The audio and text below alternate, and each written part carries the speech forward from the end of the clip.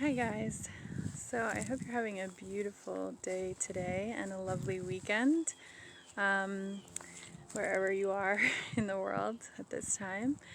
And I'm here today because I wanted to talk to you about the difference between pain and suffering.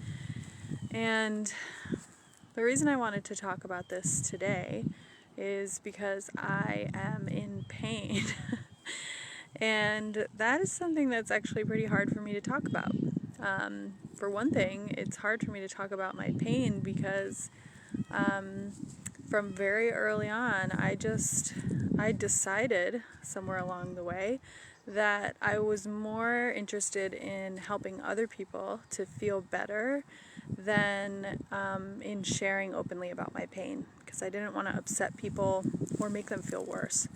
And the other reason why it's really hard for me to talk about is because part of what I do in my work is all about helping people to heal themselves from pain. And so sometimes it makes me feel a little bit like an imposter when I have pain of my own to deal with. And the better part of me knows, of course, that that's crazy because just because I'm a healer or a coach or whatever, and because I can help people to get out of pain for themselves, it doesn't mean that I'm never ever going to have pain. And so that's always a good reminder for me. But I also really just want to share that with you so that you know that when I talk about freedom from things like chronic pain or chronic suffering, chronic anxiety, and depression, I don't mean to say that you will never ever have pain or that you will never have anxiety again or depression or struggle. It's just that you don't have to suffer. And so for me, I've had this pain. I've been in pain now for a week. It started with just like discomfort in my lower back last week. I just did the wrong thing and bent the wrong way in the wrong moment, and I hurt my lower back. But I also knew in that moment that I was stressed, and that was part of why I absentmindedly hurt myself. And over the past week, that lower back pain has kind of dissipated and loosened itself up into kind of making way for me to feel into this like sciatic nerve pain that goes from my lower back and shoots down my right leg. And this is not unfamiliar to me, but it's very uncomfortable. And I know that there's more I can be doing to help myself. And that's why I wanted to come and talk to you today about the difference between pain and suffering. Because, for one thing, we always have a choice. There's always something we can do. But it's just important for us to know where we are and to accept where we are and to acknowledge that pain is okay. I think in our world that we live in today, we tend to want to rush out of pain as quickly as possible, which is understandable because it friggin' hurts. And it's really tough when you can't do the things you need to do around the house or do the things that you want to do that just bring you joy. I can hardly sit in a chair. It's extremely uncomfortable for me. So I'm spending most of my days either sitting or laying down right now, which is just not convenient. And so I totally understand the desire to run away from pain. But I think it's really important that we are careful about how we get ourselves out of pain. So, first of all, the difference between pain and suffering. My understanding is that our mental, emotional, physical, and spiritual bodies are always in communication, right? And they speak to one another on a sort of symbolic, metaphoric level. And they talk about our experiences and they share symbolism back and forth in order to process and work through whatever challenges we're going through, as well as the good stuff that we're going through. pain comes when we have not sufficiently processed something. And so, our body, our mind, our spirit, they speak in these whispers, and we have the opportunity to take good care of ourselves every day on a day-to-day. That's what self-care is all about. It's a preventative health practice. And those inner systems kind of speak to us about what we need. And if we hear those whispers and we act on them to care for ourselves, that's one really good way to avoid pain. But when pain comes, it means that we have more work to do, that we need to take that hot bath or rest for a while.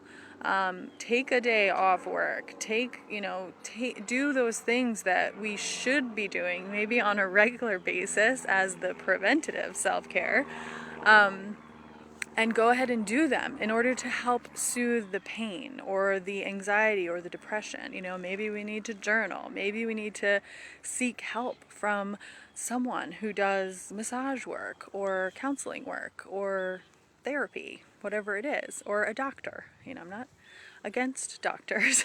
I just think we have a lot of options. So pain comes when we have work to do. Then, if we don't do the work then, we're not taking care of ourselves when we're actually in pain, or we're not learning from that pain and implementing those processes more in the day-to-day life, that's when suffering comes. Suffering is when we haven't been doing the work we needed to do to take care of ourselves. And our system starts to believe that that's true, that we don't know how to take care of ourselves, or that we won't. And when we start to get that into our mind, that we can't or won't take care of ourselves, that's when we really can get into this place of suffering. Suffering is like this sense of powerlessness, right? This hopelessness. And that's where people will, they may seek help of some kind, but they don't even believe that's possible either, right? Or maybe they get fixed of one issue and then something else comes up, and you just continue in this cycle of suffering. And that's what we really want to be most careful of. That's what I am really most dedicated to helping people to get out of. Because, again, we cannot prevent ourselves from ever having pain again. But we can take good care of ourselves before and when pain arises, and keep ourselves out of that place of suffering. But the good news is, of course, if you're in suffering, or if you find yourself in suffering, it's not too late. You can always do that work to take good care of yourself. It takes one moment of consciousness of needing to make a change, needing to set some new boundaries to take better care of yourself. Just 1 second of making note of that and making a conscious choice to do better. That's the beginning. So for me, being in pain for a week is certainly not my ideal scenario. But I fully recognize that there's a lot going on in my world right now, in my life, and in a lot of different areas of my life that is causing me stress. And I got really amped up and been working really hard and not necessarily doing everything I needed to take good care of myself. And I fully acknowledge that. And so now I am resting, and I am sitting with my pain and listening to it, and listening to all the many thoughts that bubble up in my mind about what is contributing to my stress and what can I be doing differently right now to help ease my pain, and what can I be doing differently as I go forward on a consistent basis to take care of myself in a better way.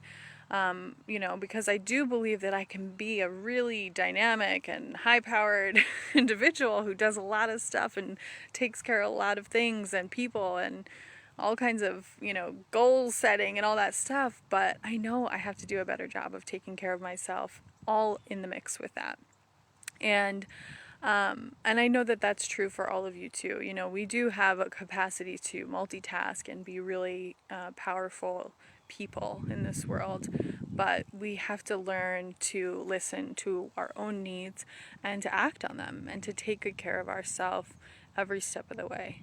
So I just wanted to share that with you today and to come out and just speak openly about my own pain, because that's part of the work that I have to do, and that I think many of us have to do. We have to openly admit to our pain and then take that a step further and admit to our stress, not only to ourselves but to others. Because if we're not willing to admit that we need more nourishment, more rest, more care, then we're never going to be able to give it to ourselves.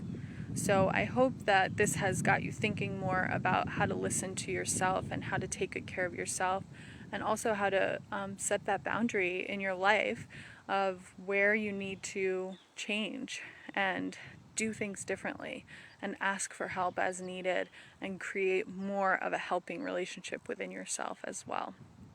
So if you find this helpful, please, feel free to let me know something that you need to work on or do more of in your day-to-day life, or share this if you think it would be helpful for anyone else to hear.